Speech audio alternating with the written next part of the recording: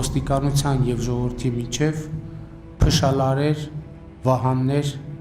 հատուկ միջոցներ չկան եւ ոստիկանությունը ծառայում է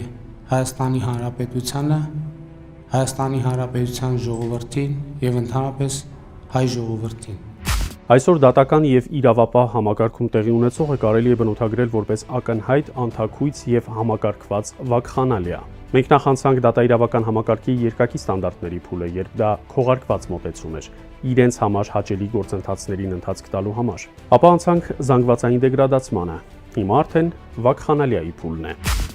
Իշխանությունն արդեն անգամ հարկ չի համարում դատաիրավական համակարգի նկատմամբ իր կողմից ուղղորդված այլանդակ ելույթները քողարկելու եւ ինչ-որ շղարշ տալու, ձևեր թափելու անհրաժեշտություն չունի։ Դատական համակարգում դեռևս մնացել է մի քանի արժանապատիվ եւ օրենքին հավատարիմ անձ, ասենք օրինակ դատավոր Դավիթ Հարությունյանը, որի հանդեպ վարույթ հարուցվեց, ապա նրա լիազորությունները դադարեցվեցին։ Սրանց պետք է ոչ թե սկզբունքային, այլ վնգստացող դատավորների կոհորտա ստեղծել, ուրիշ ոչինչ։ Չմոռանանք, որ տարիներ առաջ սա հարցնում էր. կա մի դատավոր, որն իմ ցանկությունը չկատարի։ Հիմա արդեն այդ ապագան եկել է, մենք ապրում ենք այդ իրականությունում։ Վաղը սրանց դատելու են ոչ միայն այսօր ճնշման ենթարկվող դատավորները, որոնք փոքրի շատ է պահպանել են մարդկային եւ բարոյական որակները, այլև իրենց ձեռքով վնգստացող դատավոր դարձած անձին, եւ շատ ավելի ջանադրաբար են դատելու, քան պարկեշտ դատավորները։ Իշխող հանցավոր կլանը ոչ միայն դատաիրավական համակարգը, ուժային կառույցները, այլև ամբողջ պետական ապարատը, հատկապես ղեկավար մասին, պահում է պատանդի կարգավիճակում։ Սովորաբար պատանդ են վերցնում անպաշտպան երեխային կամ ծնողներին իրենց հանցավոր նպատակներին հասնելու համար, շանտաժ են բանեցնում եւ այլն։ Դա դասական պատանդարությունն է։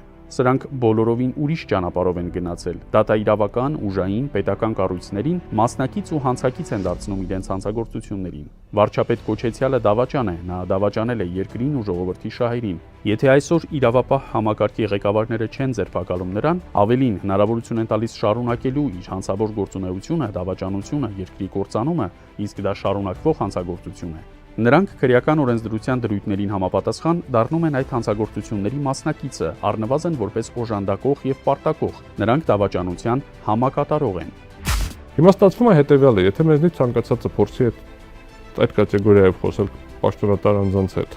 այդ տրամաբանությամբ շփվել իրենց հետ, ենթարկվելու է քրեական պատասխանատվության բռնության, պետպաշտոնատար անձի նկատմամբ բռնություն կիրառելու եւ այլի հետ կապված, հենց որ իրենք են կիրառում, ասում են այ դուք ինչ որ բան լավ չեք ասել, վատ եք ասել։ Սա պետք է մենք ընկալենք, որ իշխանությունը պետք է օր առաջ փողոց չպտվի։